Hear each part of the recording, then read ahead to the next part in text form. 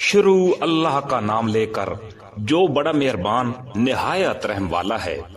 بڑی شان ہے اس ذات کی جس کے ہاتھ میں ساری بادشاہی ہے اور وہ ہر چیز پر پوری طرح قادر ہے، جس نے موت اور زندگی اس لیے پیدا کی تاکہ وہ تمہیں آزمائے کہ تم میں سے کون عمل میں زیادہ بہتر ہے، اور وہی ہے جو مکمل اقتدار کا مالک بہت بخشنے والا ہے، جس نے 7 آسمان اوپر تلے پیدا کیے۔ تم خدائے رحمان کی تخلیق میں کوئی فرق نہیں پاؤ گے۔ اب پھر سے نظر دوڑا کر دیکھو، کیا تمہیں کوئی رخنا یعنی فرق نظر آتا ہے؟ پھر بار بار نظر دوڑاؤ، نتیجہ یہی ہوگا کہ نظر تھک ہار کر تمہارے پاس نامراد لوٹ آئے گی۔ اور ہم نے قریب والے آسمان کو روشن چراغوں سے سجا رکھا ہے، اور اس کو شیطانوں پر پتھر برسانے کا ذریعہ بھی بنایا ہے، اور ان کے لیے دہکتی آگ کا عذاب تیار کر رکھا ہے۔ اور جن لوگوں نے اپنے پروردگار سے کفر کا معاملہ کیا ہے ان کے لیے جہنم کا عذاب ہے، اور وہ بہت برا ٹھکانہ ہے۔ جب وہ اس میں ڈالے جائیں گے تو اس کے دھاڑنے کی آواز سنیں گے، اور وہ جوش مارتی ہوگی، ایسا لگے گا جیسے وہ غصے سے پھٹ پڑے گی۔ جب بھی اس میں کافروں کا کوئی گروہ پھینکا جائے گا تو اس کے محافظ ان سے پوچھیں گے، کیا تمہارے پاس کوئی خبردار کرنے والا نہیں آیا تھا؟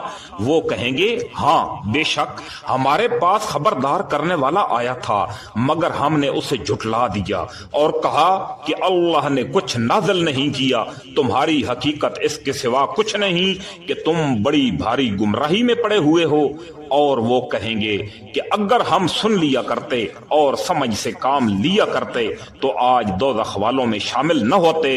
اس طرح وہ اپنے گناہوں کا خود اعتراف کر لیں گے۔ غرض پھٹکار ہے دوزخ والوں پر، اور ان کے برعکس جو لوگ بن دیکھے اپنے پروردگار سے ڈرتے ہیں ان کے لیے بے شک مغفرت اور بڑا اجر ہے۔ اور تم اپنی بات چھپا کر کرو یا زور سے کرو، سب اس کے علم میں ہے، کیونکہ وہ دلوں تک کی باتوں کا پورا علم رکھنے والا ہے۔ بھلا جس نے پیدا کیا وہی نہ جانے، جبکہ وہ بہت باریک بین مکمل طور پر باخبر ہے۔ وہی ہے جس نے تمہارے لیے زمین کو رام کر دیا ہے، لہذا تم اس کے مونڈوں پر چلو پھرو اور اس کا رزق کھاؤ، اور اسی کے پاس دوبارہ زندہ ہو کر جانا ہے۔ کیا تم آسمان والے کی اس بات سے بے خوف ہو بیٹھے ہو کہ وہ تمہیں زمین میں دھنسا دے تو وہ ایک دم تھر تھرانے لگے؟ یا کیا تم آسمان والے کی اس بات سے بے خوف ہو بیٹھے ہو کہ تم پر پتھروں کی بارش برسا دے؟ پھر تمہیں پتہ چلے گا کہ میرا ڈرانا کیسا تھا۔ اور ان سے پہلے جو لوگ تھے انہوں نے بھی پیغمبروں کو جھٹلایا تھا، پھر دیکھ لو کہ میرا عذاب کیسا تھا۔ اور کیا انہوں نے پرندوں کو اپنے اوپر نظر اٹھا کر نہیں دیکھا کہ وہ پروں کو پھیلائے ہوئے ہوتے ہیں اور سمیٹ بھی لیتے ہیں؟ ان کو خدائے رحمان کے سوا کوئی تھامے ہوئے نہیں ہے، یقیناً وہ ہر چیز کی خوب دیکھ بھال کرنے والا ہے۔ بھلا خدائے رحمان کے سوا وہ کون ہے جو تمہارا لشکر بن کر تمہاری مدد کرے؟ کافر لوگ تو نرے دھوکے میں پڑے ہوئے ہیں۔ اگر وہ اپنا رزق بند کر دے تو بھلا وہ کون ہے جو تمہیں رزق عطا کر سکے؟ اس کے باوجود وہ سرکشی اور بیداری پر جمے ہوئے ہیں۔ بھلا جو شخص اپنے منہ کے بال اوندھا چل رہا ہو وہ منزل تک زیادہ پہنچنے والا ہوگا، یا وہ جو ایک سیدھے راستے پر سیدھا سیدھا چل رہا ہو؟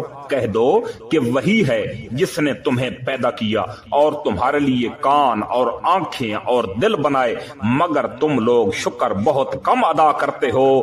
کہہ دو کہ وہی ہے جس نے تمہیں زمین میں پھیلایا اور اسی کے پاس تمہیں اکٹھا کر کے لے جایا جائے گا۔ اور یہ لوگ کہتے ہیں کہ اگر تم سچے ہو تو بتاؤ کہ وہ وعدہ کب پورا ہوگا؟ کہہ دو کہ اس کا علم تو صرف اللہ کے پاس ہے، اور میں تو بس صاف صاف طریقے پر خبردار کرنے والا ہوں۔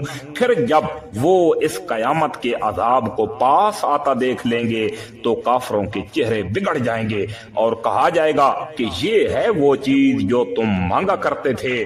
اے پیغمبر صلی اللہ علیہ وآلہ وسلم ان سے کہہ دو ذرا یہ بتلاؤ کہ چاہے اللہ مجھے اور میرے ساتھیوں کو ہلاک کر دے یا ہم پر رحم فرما دے، دونوں صورتوں میں کافروں کو دردناک عذاب سے کون بچائے گا؟